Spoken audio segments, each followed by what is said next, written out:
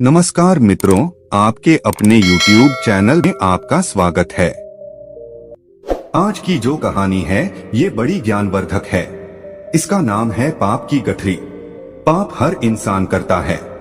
ऐसा इस संसार में कोई भी व्यक्ति नहीं है जो पाप नहीं करता हो। लेकिन पाप की गठरी किसके सर पे रखी जाती है? कौन है वो व्यक्ति जिसके सर पे पाप की गठरी रखी जाती है और वो संसार का सबसे बड़ा पापी होता है? आज की कहानी में आप इसको जानेंगे।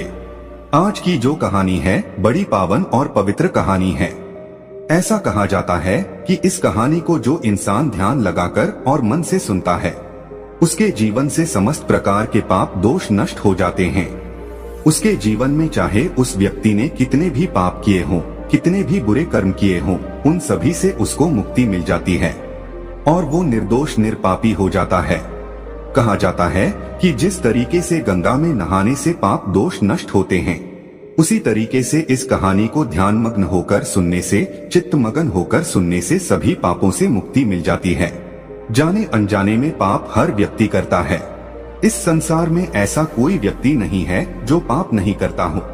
हम ना चाहते हुए भी हमसे पाप हो जाता है और हमें पता ही नहीं चलता कि हम किस पाप के भागीदारी बन जाते हैं। कहानी शुरू करने से पहले जो लोग हमसे नए जुड़े हैं वो हमारे चैनल को सब्सक्राइब करें। एक समय की बात है कि कदली वन में एक मोर और मोरनी रहते थे। उनका जीवन बड़ा सुखमयी था। दोनों पति पत्नी अपना जीवन सुखी गुजार रहे थे। उनके जीवन में कभी कोई संकट नहीं आया था। वो दोनों कभी ये जानते नहीं थे कि दुख होता क्या है, संकट होता क्या है, इस बारे में दोनों को भान भी नहीं था। उनका जीवन बड़ा सुखमयी था। लेकिन कहते हैं ना कि सुख के बाद हमेशा दुख आता है। कुछ ऐसा ही मोर मोरनी के साथ होने वाला है। एक दिन की बात है कि आसमान में काले काले बादल मंडराने लगते हैं और पूर्व दिशा से जोरदार तूफान उड़ता हुआ आता है। जोरदार बवंडर आता हुआ दिखाई देता है। तब मोर और मोरनी उड़कर एक वट वृक्ष में जाके बैठ जाते हैं। वो वट वृक्ष काफी गहरा वट वृक्ष था। उस वट वृक्ष में काफी सारे जीव जंतु रहते थे। काफी सारे पक्षियों के घोंसले थे। काफी सारे पक्षियों के छोटे छोटे बच्चे थे। काफी सारे पक्षियों के अंडे रखे हुए थे। उस वट वृक्ष में मोर और मोरनी दोनों जाके बैठ जाते हैं और वट वृक्ष को अपने पैरों से मजबूत पकड़ लेते हैं। जब पूर्व दिशा से जोरदार बवंडर आता है तो वट वृक्ष को झकझोर के रख देता है। तूफान की वजह से उस वट वृक्ष में से काफी सारे पक्षियों के अंडे नीचे गिरकर फूट जाते हैं। उन काफी सारे पक्षियों के छोटे बच्चे घोंसले से नीचे गिर के मर जाते हैं। काफी सारे उड़ने वाले पक्षी भी तूफान की वजह से खत्म हो जाते हैं और भी अन्य कई जीव जंतु मारे जाते हैं। इतना तगड़ा वो तूफान आया था।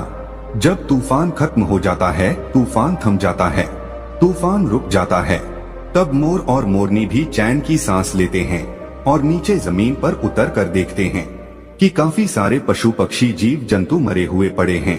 काफी सारे छोटे छोटे बच्चे भी मरे हुए पड़े हुए हैं। ये देखकर मोरनी बड़ी दुखी होती है और मोरनी की आंखों से आंसुओं की धारा बहने लगती है। मोरनी मोर से कहती है कि पिया जी, आज हमसे बड़ा भारी पाप हुआ है और हम बड़े भारी पाप के भागीदारी बन गए हैं, क्योंकि हमारे रहते हुए इतने सारे पक्षी, इतने सारे पक्षियों के अंडे और पास में इतने सारे जीव जंतु मरे पड़े हैं। हमारे रहते हुए इतने सारे जीव जंतु मर चुके हैं, इसलिए ये सारा पाप तो हमें लगेगा। यही सोचकर मोरनी बड़ी दुखी होती है। मोर मोरनी को काफी समझाने की कोशिश करता है, लेकिन मोरनी को एक भी बात समझ में नहीं आती है। मोर कहता है कि हम पाप के भागीदारी नहीं है, कि पाप का भागीदारी वो है जो ये बवंडर को लेके आया है और इस बवंडर की वजह से काफी सारे जीव जंतु मर चुके हैं, इसलिए हम पाप के भागीदारी नहीं हैं। लेकिन मोरनी मोर की बात को सुनने के लिए राजी नहीं थी, तो मोर मोरनी को एक ऐसे सुनसान स्थान पर ले जाता है और मोरनी से कहता है कि मोरनी, मैं तुम्हें एक कहानी सुनाने जा रहा हूँ। इस कहानी को तुम ध्यान से सुनिएगा और इस कहानी के माध्यम से तुम्हें ये पता चलेगा कि सबसे बड़ा पाप का भागीदारी कौन होता है। तब मोर मोरनी को कहानी सुनाता है और मोरनी बड़े ध्यान से चित्तमगन होकर उस कहानी को सुनती है। मोर कहता है कि एक नगर में एक राजा रहता था। वह राजा बड़ा दयालु प्रवृत्ति का था। तो राजा विचार करता है कि मैं रोज 100 अंधे लोगों को खीर का भोजन खिलाया करूंगा। अब राजा यह निर्णय लेता है कि मैं रोज 100 अंधे लोगों को खीर का भोजन खिलाया करूंगा। वो राजा 100 अंधे लोगों को खीर खिलाता था। अब उसको काफी दिन निकल जाते हैं। काफी समय से वो अंधे लोगों को खीर खिलाता रहता है। लेकिन एक दिन की बात है कि जिस दूध से वो राजा खीर बनवाया करता था, उस खीर में एक सांप जाता है और सांप उस दूध में मुंह दे करके उसमें जहर उगल देता है। इस घटना का किसी को पता नहीं था कि दूध में सांप ने जहर मिला दिया है। फिर उस दूध की खीर बनाई जाती है और खीर बनाने के बाद उन 100 अंधे लोगों को खिला दी जाती है। जैसे ही वो 100 लोग खीर खाते हैं तो उनकी मृत्यु हो जाती है, वो लोग खत्म हो जाते हैं। जब राजा को ये पता चलता है कि जिन अंधे लोगों को राजा खीर खिलाया करता था, उन लोगों की खीर खाने से मृत्यु हो गई है, तो राजा बड़ा दुखी होता है। वो राजा ये आदेश देता है कि सबकी जांच की जाए, इन खीर खाने वाले अंधे लोगों की मृत्यु कैसे हुई है। अब राजा के सैनिक ये जांच करते हैं तो जांच में ये पाते हैं कि सांप का विष मिल जाने से इन लोगों की मृत्यु हुई है। अब राजा ये आदेश देता है कि सांप का जहर मिलाने वाला कौन है। फिर से राजा के सैनिक जांच पड़ताल करते हैं और जांच पड़ताल में यह पाते हैं कि किसी ने भी जहर नहीं मिलाया है। उस जांच पड़ताल में ये पाते हैं कि किसी भी मनुष्य ने, किसी भी व्यक्ति ने खीर में जहर नहीं मिलाया है। उनको ये पता चलता है कि कोई काला सर्प यहाँ पर आया था और उसने इस दूध के अंदर जहर मिला दिया है। उसके बाद राजा बड़ा दुखी होता है और राजा सोचने लगता है कि इन 100 लोगों की हत्या का पाप मुझे लगेगा। मैं ही सबसे पाप का भागीदारी हूँ, क्योंकि मैं ही इन अंधे 100 लोगों को खीर का भोजन खिलाया करता था। लेकिन अब इन लोगों की खीर खाने से मृत्यु हो गई है, इसलिए मैं बड़े पाप का भागीदारी हूँ। ये सोचकर राजा अपने राजपाट को त्याग देता है और सोचने लगता है कि क्यों न मैं किसी जंगल में जाके और भगवान की भक्ति करूं, अपने इन पाप का प्रायश्चित करूं। यही सोचकर राजा राजपाट को छोड़कर और भगवान की भक्ति करने के लिए अपने राज्य से रवाना हो जाता है। राजा दिन भर चलता है, काफी दूर निकल जाता है, काफी दूर पहुंच जाता है। अब राजा को संध्या काल का समय हो जाता है। तब राजा एक नगर में जाता है और नगर के चौपाल पर काफी सारे लोग बैठे हुए थे। उन लोगों से जाके वो राजा पूछता है कि भाई, इस नगर में कोई ऐसा व्यक्ति है जो भगवान की भक्ति करता हो, ईश्वर पे विश्वास रखता हो? यदि ऐसा कोई इस नगर में व्यक्ति है तो आप मुझे बताइए, क्योंकि मैं ऐसे लोगों के घर ही जाके रुकूंगा जो भगवान में विश्वास रखते हो और भगवान के भक्त हो। तब चौपाल में बैठे हुए लोग कहते हैं कि मुसाफिर, हमारे इस नगर में सिर्फ एक ही घर ऐसा है जहां एक बहन और एक भाई रहता है। दोनों बहन भाई रहते हैं। वो लोग भगवान के बड़े भक्त हैं और भगवान पे बड़ा विश्वास रखते हैं। हमारे पूरे नगर में वही एक घर है। चौपाल में बैठने वाले लोग उस राजा को उन बहन भाइयों के मकान का पता बता देते हैं और वो राजा उनके घर भी चला जाता है और उन बहन भाई के घर पे जाके वो राजा रात्रि ठहरने का निवेदन करता है। दोनों बहन भाई राजा से कहते हैं कि मुसाफिर, हम भी भगवान के भक्त हैं, आप भी भगवान के भक्त हो, बिल्कुल आप हमारे घर रुक सकते हैं। वो राजा दोनों बहन भाई के घर वहाँ पे रुक जाता है। जब सुबह का वक्त होता है तो राजा अपने बिस्तर से खड़ा होता है तो राजा देखता है कि उस घर में रहने वाली जो बहन थी वो भगवान के मंदिर में बैठी हुई है और ध्यान मग्न है। उस लड़की का रोज का ही नियम था कि सूर्य उदय होने से पहले वो अपनी पाठ पूजा संपन्न कर लेती थी और जल्दी भोजन बना के अपने भैया को खिलाकर और काम करने के लिए भेज देती थी। लेकिन उस दिन वो लड़की काफी समय तक ध्यान में मगन थी। वो लड़की अपनी ध्यान साधना तोड़ने का नाम नहीं ले रही थी। काफी समय निकल जाता है, सूर्य सर पे आ जाता है, तब वो लड़की अपनी पूजा से उठती है। जैसे वो लड़की पूजा से उठती है तो उसका भाई उससे कहता है कि बहना, आज तुमने पूजा में बड़ा टाइम लगा दिया है, मुझे काम पे जाना था, मैं भी काम पे नहीं जा पाया और हमारे घर पे ये मुसाफिर है, ये भी भोजन करके कहीं दूर जाते, लेकिन तुमने अपनी पूजा पाठ में बहुत समय लगा दिया है। वो लड़की अपने भाई से कहती है कि भैया, मैं धर्मराज के दरबार में थी और धर्मराज किसी ऐसे व्यक्ति का फैसला करने वाले थे उस फैसले को सुनने के लिए मैं काफी लेट हो गई। तब उस लड़की का भाई कहता है कि ऐसा क्या देख लिया तुमने धर्मराज के दरबार में, जिसके कारण तुम इतनी लेट हो गई। तब वो लड़की कहती कि भैया, एक नगर का राजा 100 अंधे लोगों को खीर खिलाया करता था, और वो खीर बनाने वाले दूध में एक दिन एक काले सांप ने जहर मिला दिया, विष मिला दिया, और जब उस दूध की खीर बनी और उन 100 अंधे लोगों ने उस खीर को ग्रहण किया तो उन सब अंधे लोगों की मृत्यु हो गई। अब धर्मराज ये फैसला करने वाले थे कि पाप का भागीदारी कौन है, वो राजा है या वो नाग जिसने दूध में विष मिला दिया था, या फिर वो लोग हैं जो रसोई में काम कर रहे थे, जिन्होंने दूध को उघाड़ा छोड़ दिया था, दूध पे ढक्कन नहीं रखा था। अब इन 3 लोग का धर्मराज फैसला करने वाले थे कि पाप का भागीदारी कौन है। तीनों ही बराबर के दोषी हैं, तो पाप का भागीदारी आखिर कौन है, राजा है या सांप है या रसोइया। इसी फैसले को सुनने के कारण मैं लेट हो गई थी। उस लड़की की इस बात को वो राजा भी सुन रहा था। जब राजा ने इस बात को सुना तो राजा अपनी बात को सुनकर और बड़ा चकित होता है। राजा सोचने लगता है कि ये सारी घटना मेरी है।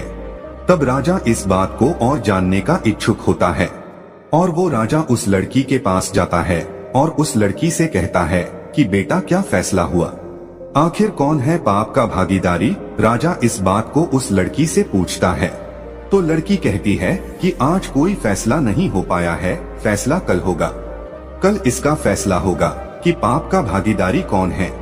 अब राजा उन दोनों बहन भाइयों से कहता है, क्या मैं एक दिन और आपके घर रुक सकता हूँ। इस बात को सुनकर दोनों बहन भाई हंसी खुशी उसको रुकने के लिए कहते हैं कि मुसाफिर, आप हमारे मेहमान हैं, आप जितने दिन चाहे उतने दिन हमारे घर में रुक सकते हैं।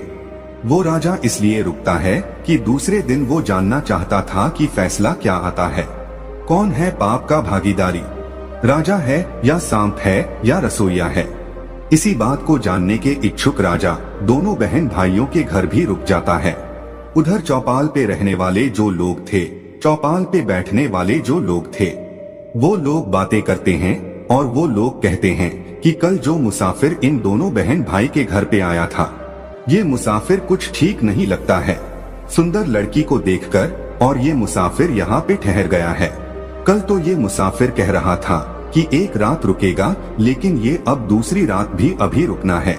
लगता है ये मुसाफिर इस लड़की को लेके जाएगा, लगता है ये मुसाफिर इस लड़की की इज्जत लेके जाएगा, लगता है ये मुसाफिर इस लड़की को लेके भाग जाएगा। इस तरह की बातें चौपाल पे बैठने वाले लोग करते हैं। चौपाल पे बैठने वाले लोगों की इन बातों को वो राजा भी सुन लेता है, लेकिन राजा उनको कोई जवाब नहीं देता है। राजा बिल्कुल मौन रहता है कि राजा को सिर्फ यही जानना था कि पाप का भागीदारी कौन है। जैसे ही दूसरा दिन होता है, वो लड़की ब्रह्मा मुहूर्त में ही पूजा में बैठ जाती है और ध्यान में मगन होके ध्यान करती रहती है। लेकिन उस दिन वो लड़की बड़ी जल्दी अपनी पूजा से उठ जाती है। जैसे ही वो लड़की अपनी पूजा से उठती है तो वो राजा उस लड़की के पास जाता है और कहता है कि बेटा, क्या फैसला हुआ, कौन है पाप का भागीदारी, राजा है या सांप है या रसोइया है। जब वो लड़की कहती है कि मुसाफिर, तीनों में से कोई पाप का भागीदारी नहीं है, पाप का भागीदारी तो वो लोग हैं जो चौपाल में बैठ करके बात कर रहे हैं। वो लड़की कहती है कि मुसाफिर, धर्मराज के दरबार में आज ये फैसला हुआ है कि सबसे पहले जो पाप के भागीदारी था वो सांप था, लेकिन सांप अपनी भूख शांत करने के लिए उसने दूध में मुख दिया था और दूध पीने के बाद वो वहाँ से चला गया। अब इसमें सांप का कोई दोष नहीं था, क्योंकि भूखे को भोजन बहुत जरूरी होता है, इसलिए सांप का कोई दोष नहीं था, तो सांप का पाप माफ कर दिया जाता है। उसके बाद नंबर आता है राजा का, क्योंकि राजा ही खीर बनवाया करता था, इसलिए दूसरा नंबर राजा का आता है। लेकिन राजा भी स्वयं अपने हाथों से काम नहीं कर रहा था, राजा भी दूसरे लोगों को पैसे देकर उस कार्य को करवाता था। परमार्थ का काम राजा कर रहा था, इसलिए राजा को भी निर्दोष घोषित किया गया है। राजा भी पाप का भागीदारी नहीं है। तीसरा नंबर आता है रसोइयों का। रसोइयों को भी पाप का भागीदारी नहीं बनाया गया है। फिर से राजा पूछता है, तो फिर पाप का भागीदारी बना कौन? लड़की कहती है कि सबसे बड़ी पाप के भागीदारी वो लोग हैं जो चौपाल पर बैठकर और उस राजा की निंदा कर रहे हैं, उस राजा को खरी खोटी सुना रहे हैं, भला बुरा कह रहे हैं, अपने घर का अनाज खाकर दूसरे की निंदा कर रहे हैं। वो लोग सबसे बड़े पाप के भागीदारी हैं। जो चौपाल में बैठकर वो लोग उस मुसाफिर के बारे में कह रहे थे कि मुसाफिर सुंदर लड़की को देखकर और इस घर में रुक गया है और इस लड़की को लेके भागेगा, इस लड़की की इज्जत लेके जाएगा, उन लोगों को सबसे बड़ा पाप का भागीदारी बताया गया है। मोर मोरनी से इस बात को कह रहा है और मोरनी बड़े ध्यान से सुन रही है। मोर मोरनी से कहता है कि मोरनी, सबसे बड़े पाप के भागीदारी वो लोग होते हैं जो एक दूसरे की निंदा करते हैं, वही होते हैं सबसे बड़े पाप के भागीदारी। उन लोगों के सर पे पाप की गठरी को रखी जाती है। जो लोग एक दूसरे की निंदा करते हैं उन लोगों के सर पे पाप का बोझा धरा जाता है। जो लोग एक दूसरे की तेरी मेरी करते हैं, मोरनी के मोर की ये बात समझ में आ जाती है और मोरनी अपने दिल को संतुष्ट करती है। मोरनी सोचने लगती है कि अब हम पाप के भागीदारी नहीं हैं। पाप के भागीदार तो वो हैं जो निंदा करते हैं। अब मोरनी अपने दिल को संतुष्ट कर लेती है। मोर मोरनी से कहता है कि प्रिय, कि संसार में जो इंसान सुखी रहना चाहता है वो कभी भी किसी की निंदा ना करे। जो लोग निंदा करते हैं वो पाप के भागीदारी हो जाते हैं। उन लोगों के पाप के भागीदारी वो लोग बन जाते हैं जो निंदा करते हैं। उन लोगों का सारा पाप उनके सर मढ़ दिया जाता है जो लोग निंदा करते हैं। जो लोग दूसरे की खुशी को देखकर दुखी हो जाते हैं और फिर उनकी निंदा करने लगते हैं, उन्हें हमेशा नीचा दिखाने की कोशिश करते हैं, वही लोग सबसे बड़े पाप के भागीदारी होते हैं। दोस्तों, ये कहानी यहाँ पर खत्म होती है। हम आशा करते हैं कि आप लोग कभी भी किसी की निंदा नहीं करेंगे और पाप के भागीदारी बनने से सदा बचे रहेंगे। तो दोस्तों, यह कहानी आपको कैसी लगी हमें कमेंट सेक्शन में जरूर बताना और अच्छी लगी हो तो इस चैनल को सब्सक्राइब जरूर कर लेना।